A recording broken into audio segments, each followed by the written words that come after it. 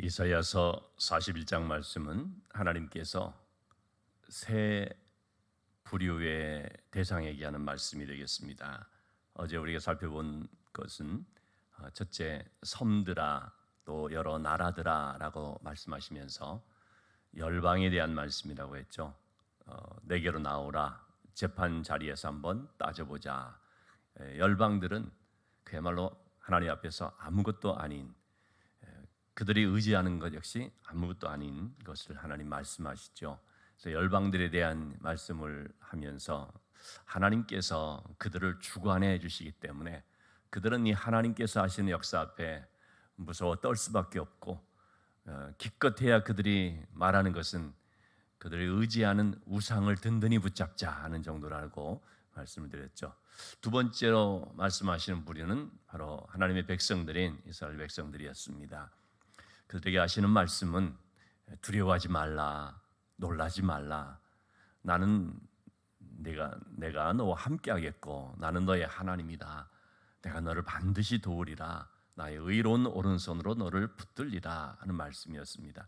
하나님께서 그렇게 함께 해주시면 그들은 어떻게 된다고 했습니까? 역전되는 은혜가 있습니다.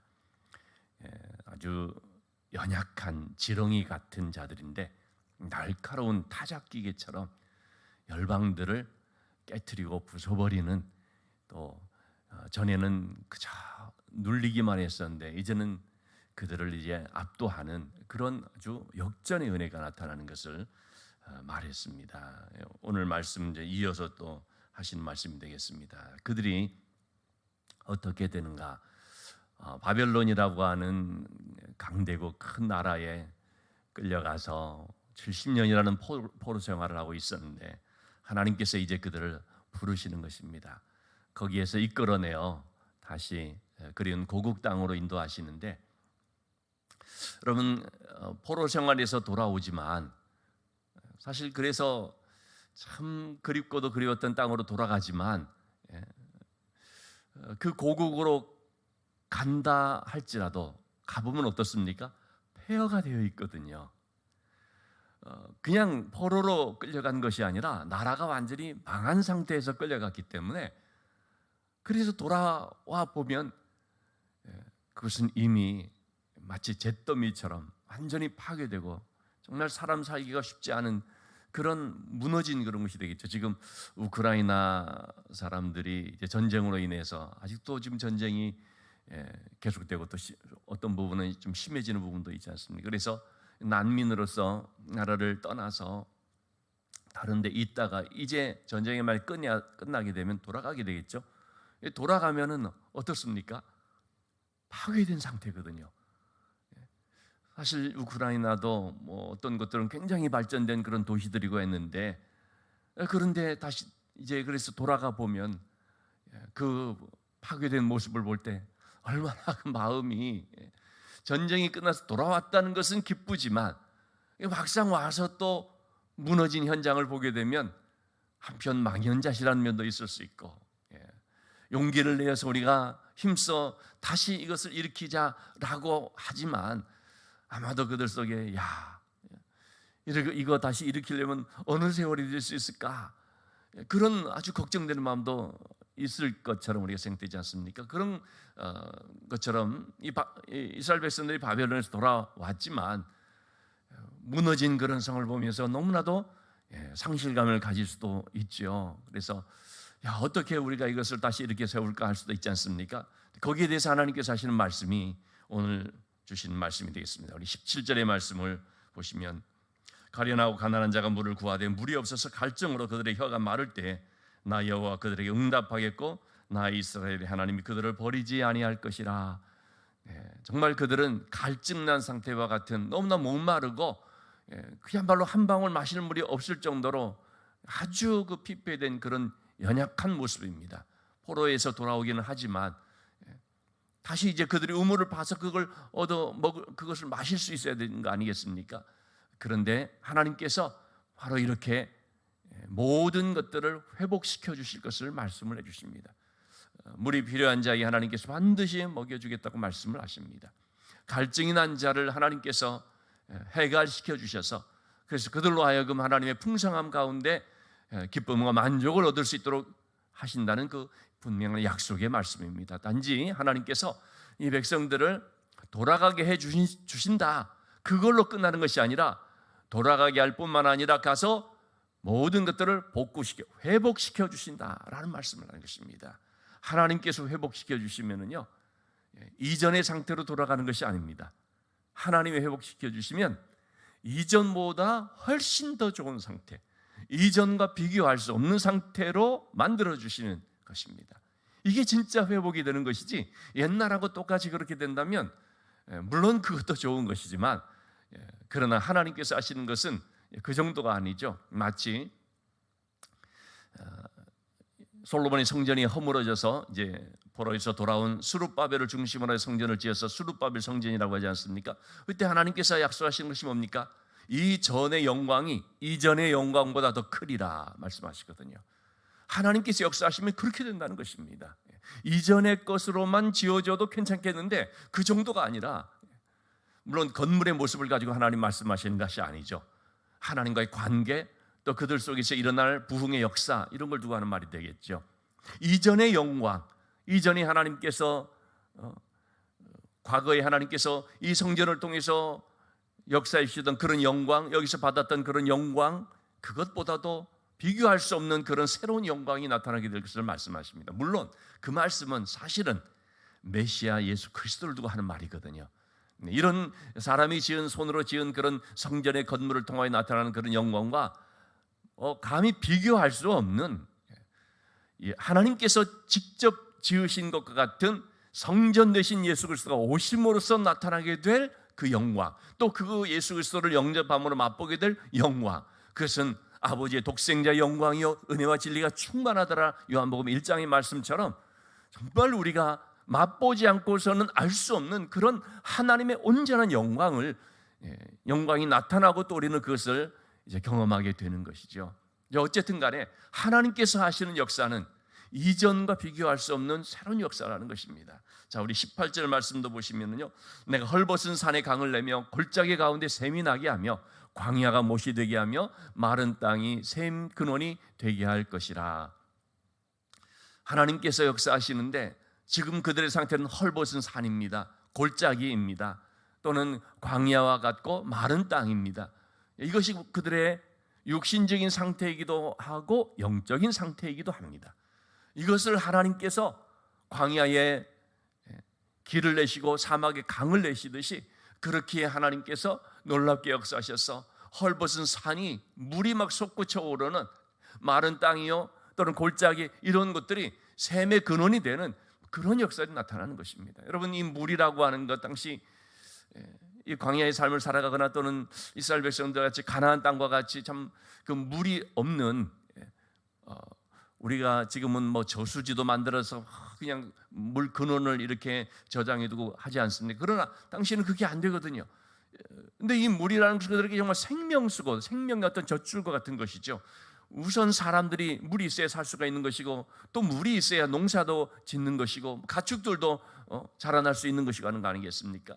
이 물을 하나님께서 공급을 해주시는데, 그렇기 때문에 이제 모든 있는 곳마다 이렇게 먹고 지낼 수 있는 그런 물을 하나님이 다 허락해 주시는 것입니다. 이것은 단순히 육신적인 물만 가지고 말하는 것은 아니죠. 예수님 말씀하신 것처럼 사마리아 수가성에서 우물가의 여인에게 이 물을 마시는 자는 다시 목마르려니와 내가 주는 물을 먹는 자는 영원히 목마르지 아니하리니 그 배에서 솟아나는 샘물이 되리라 하는 말씀을 하셨는데, 그처럼 진정으로 우리를 만족시키는 영적인 샘물, 정말 우리 그런 영혼의 목마름을, 그 갈증을 해결해 줄 수 있는 그런 진정한 이런 생수의 물, 그것을 하나님께서 말씀하시는 것이라고 하겠죠. 그리고 또 이어서 나오는 것은 뭐냐면 19절의 말씀 보니까 내가 광야에는 백향목과 시띠나무와 화석류와 들감람나무를 심고 사막에는 잣나무와 소나무 양목을 함께 두리니. 자, 이렇게 광야라든지 사막이라든지 이렇게 나무가 자랄 수 없는, 생명이 자랄 수 없는 그런 환경들이 어떻게 됩니까? 너무나 많은 그런 나무들이 자라고 또 생명의 그런 역사들이 있어서 열매를 맺는 일들이 있게 된다는 것입니다. 물 근원을 주셔서 물이 공급되면서 그 다음에는 많은 그런 열매를 맺는 역사들이 나타나는 것이죠. 우리 에스겔서 47장의 말씀을 보면 성전 문 지방에서 흘러나오는 물에 대한 말씀이 있습니다. 이 물이 쭉 흘러 나오게 되는데 처음에는 측량을 해보니까 한 발목 정도의 깊이였었죠. 근데 조금 가서 또 측량을 해보니까 무릎 정도의 그런 깊이가 됐죠. 또 좀 측량을 했더니 허리 정도로 이렇게 물이 점점 차오르죠. 그 다음에 또 측량하는데 사람이 쉽게 건너지 못할 정도로 아마도 가슴 높이 그보다 더한 만큼 이렇게 물이 점점 창이라는, 그래서 이것이 흘러 내려가게 되는데 바다로 가면서 죽어있던 바다를 살리고요, 강으로 가면서 그 강에 많은 생명의 역사들을 일으키게 되는데 모든 생물이 살아나고 물고기가 많아지고 과실나무가 열매를 맺고, 이러한 예언의 말씀이 이제 에스겔을 통하여 나타나게 되는 거죠. 그 바로 에스겔의 말씀이 회복되어 이제 가나안 땅 다시금 그 자리로 돌아가게 될 그 백성들을 하나님께서 어떻게 회복시켜 주시는지에 대한 예언의 말씀입니다. 또 이 말씀은 이제 성령에 대한 예언의 말씀도 될 수가 있는데, 이번 돌아오는 주일은 우리 성령 강림 주일입니다. 하나님의 생명의 역사가 나타나게 될 때 이것을 성령의 역사로서 이제 표현할 수 있는데, 그 성령께서 역사하시게 되면 가는 곳마다 어떻게 됩니까? 생명이 살아나는 역사가 나타납니다. 많은 열매를 맺게 하는 역사가 나타납니다. 그래서 반드시 우리는 성령 충만해야 되고 성령의 은혜 안에서 살아야 되는 거죠. 자, 이렇게 하나님께서 그 백성들을 어떻게 회복시켜 주시는지에 대한 말씀이 방금 우리가 읽은 17절에서 19절까지의 말씀이 되겠습니다. 자, 그러나 여러분, 이것은 단지 이스라엘 백성들이 자기 땅으로 가서 이렇게 회복될 것만을 말하는 것이 아니죠. 이것은 궁극적으로 죄 가운데 신음하면서 죄와 사망의 포로로 잡혀 있던 한 영혼이 예수 그리스도를 만남으로써 하나님의 은혜로 회복되어지는 것을 말씀하시는 내용이라고도 하겠습니다. 여러분, 이 바벨론 포로 생활이라는 것은 뭡니까? 그 이전에 일찍이 이스라엘 백성들이 애굽의 포로로 잡혀 있었던 것도 마찬가지죠. 죄의 권세에 눌려서 그 가운데 포로로 잡혀 있는 우리들의 모습을 말해주는 것입니다. 그 가운데 꼼짝할 수 없어서 그저 신음하며 지낼 수밖에 없는 상태. 그래서 결국은 죽음으로 가고 멸망을 당할 수밖에 없는 것이 하나님을 떠난 인간의 상황이고, 하나님과의 관계가 깨져버려 범죄한 그 사람들의 삶의 모습인 것입니다.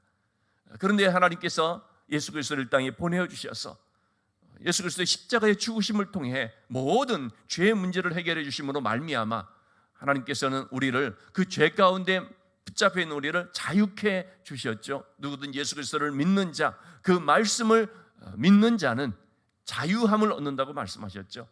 그 자유라는 것은 뭡니까? 내가 마음대로 하고 싶은 그런 자유가 아닙니다. 여러분, 우리가 이 자유라는 것을 너무나 잘못 이해해서 그래서 뭐든지 그냥 막 해도 되는 자유, 그러다 보니까 어떤 상황까지 되어버렸습니까? 죄 짓는 자유가 된 것입니다. 특히 미국 같은 경우에는 얼마나 자유가 넘치는 나라로 갑니까? 그런데 그게 잘못된 것이 아니죠. 그러나 악한 사람들은 어떻게 되어버렸습니까? 그것을 마음대로 할 수 있는 자유로 만들어서 총을 막 그냥 쏴도 되고, 성적인 이런 아주 음란물 이런 거 그냥 막 만들어도 되고, 자유라는 거예요. 그런 점에 있어서 이 자유가 얼마나 오용됐는지를 우리가 볼 수가 있죠. 그건 오늘 우리에게도 마찬가지거든요.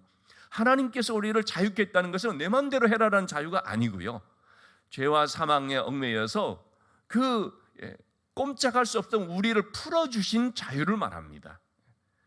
풀려난 그런 자유인 것이고, 그런 악한 데서 해방된 자유인 것이지 내 마음대로 살라고 하는 자유가 절대로 아니죠. 그런 점에서 우리는 자유를 잘 인식을 해야 됩니다. 우리가 그렇게 자유함을 얻게 됐는데, 그러한 그 자유라는 것이 어떻게 주어지는지, 어떤 것 같은지를 바로 이 애굽에서 나오는 출애굽 또는 바벨론에서 나오는 출바벨론, 이런 사건을 통해 하나님께서 잘 보여주신 거죠. 이처럼 하나님께서 우리를 궁극적으로 해방시켜 주신다. 포로로 잡혀있는 우리를 완전히 자유케 해주신다라는 것을 예표해 주는, 그를 통해서 우리의 구원을 예표를 해준 거죠. 어쨌든 이 바벨론에서 포로로 잡혀있다 나오는 것은 바로 그런 우리 인간의 한 영혼의 구원을 가리고 말하는 것이 되겠는데요. 이렇게 자유함을 얻은 우리가 어떻게 됩니까? 그냥 그 죄에서부터 또는 죄와 사망의 권세에서 자유하고 끝난 것이 아니죠. 이 자유케 된 우리에게 하나님께서 역사하셔서 무슨 일이 일어났냐면 생명의 역사가 일어나는 것입니다. 헐벗은 것 같은 영혼이, 메마른 삶이 됐던 영혼이 하나님의 은혜를 만난 후에 그들의 삶 속에 막 생명의 역사가, 아주 문지방에서 흘러나온 그 물이 넘쳐 흘러서 그 많은 그런 열매를 맺는 것처럼 우리 속에 그렇게 역사가 일어난다는 것입니다. 그래서 누구든지 예수 그리스도를 만난 자는, 믿는 자는 그 배에서 생수의 강이 흘러나오는데, 그 생수의 강이라는 것은 성경이 말씀하신 것처럼 성령을 가리켜 말한 것이다 라고 요한복음 7장에서 말해주고 있죠. 예수 그리스도를 만난 자에게는 그 영혼에서 솟아나는 샘물처럼 만족함을 누릴 뿐만 아니라 그 배에서 정말 그 충만하게 흘러나오는 성령의 그런 은혜를 잊게 되는 것을 말합니다. 그렇게 될 때에 이 메마랐던 삶이 그 생수가 공급되어서 변화되는 것처럼 너무나 변화가 되는 것입니다. 열매를 맺지 못하였던, 한마디로 말하면 불임과 같은 그런 모습이었는데, 그런데 너무나 귀한 생명의 열매들을 막 맺는 삶이 되는 거죠. 그걸 볼 때 사람들이, 야, 네가 믿는 하나님은 정말 살아계신 하나님이시다. 어떻게 한 인생 속에 저렇게 역사를 하는가? 정말 하나님은 살아계신 하나님이시고 그분이 참된 진정한 신이다 라는 그런 고백을 안 할 수가 없는 것입니다. 이렇게 하나님께서 하신 일들은 그 백성들을 통하여 나타나는데 바로 우리 한 사람 한 사람에게 해당되는 그런 사건이 되겠습니다. 자, 그리고 세 번째로 하나님께서 말씀하시는 대상이 누구냐면 우리 21절의 말씀입니다. 나 여호와가 말하노니 너희 우상들은 소송하라. 우상들에 대한 말씀입니다. 우상들이 무슨 나라듣기라도 합니까? 그런데 마치 우상을 하나의 또 의인화시켜서 그들을 향하여 하시는 말씀입니다. 너희는 확실한 증거를 보여라. 사람들이 너희를 그렇게 무슨 마치 살아있는 신처럼 막 섬기는데 한번 너희가 보여라는 것입니다. 마치 여러분 이것은요, 열왕기상 18장에서 엘리야가 말하는 것과 똑같다고 할 수 있겠습니다. 바알의 선지자, 아세라의 선지자들, 그들이 갈멜산으로 이제 다 나와서 엘리야와 영적인 대결을 하지 않습니까? 엘리야가 말하지 않습니까? 너희는 너희의 신 바알을 불러라. 하여튼 누가 참 신인지 하늘로부터 불을 내리게 하는 분이 누군지를 한번 확인해보자, 알아보자. 나는 여호와 이름을 부를 테니까 너희는 너희의 신들을 이름을 불러라. 그래가지고 이제 제단을 쌓아놓고 제물을 쌓아놓고 이제 불을 내리게 하는 것이니 참으로 살아계신 분이시다라는 걸 한번 드러내자라는 거죠. 바알의 제사장들이, 선지자들이 어떻게 했습니까? 아무리 아침부터 정오까지는 소리 지르면서 바알의 이름을 부르지만 바알이 무슨 대답을 합니까? 엘리야가 말하죠. 너희 신이 잠들었는지 모르겠다. 너희 신이 어디에 놀러 갔는지 모르니까 더 소리를 질러봐라.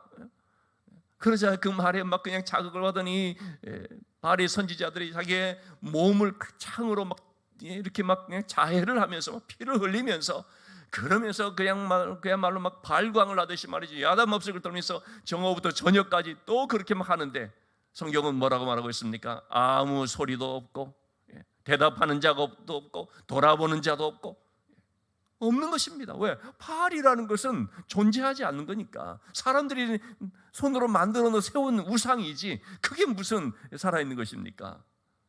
엘리야가 그냥 간단히 하나님이여 불을 내려 주시옵소서, 응답하여 주시옵소서. 이 백성들로 하여금 하나님이 정말 살아계시고 제가 하나님이 보낸 선지자인 것이 또 이 백성들이 하나님께 돌아오기를 원하신다는 사실을 한번 나타내 보여 주시옵소서. 그러자 하늘로부터 불이 내려와서 그 물이 그냥 흥건한 그곳을 그냥 확 그냥 다 태워버리지 않습니까? 하나님께서 하신 말씀이 그것입니다. 한번 보여봐라는 것입니다. 그러나 그들은 어떻습니까?